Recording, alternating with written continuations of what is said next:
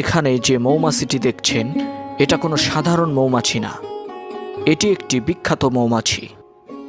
আজ হয়তোবা সে আর দুনিয়াতে নাই, কারণ আজ হলো 28শে সেপ্টেম্বর 2023, আর এই ভিডিওটি আরও 1 বছর আগে করা হয়েছিল। এখন এই জায়গাটির অবস্থা এরকম।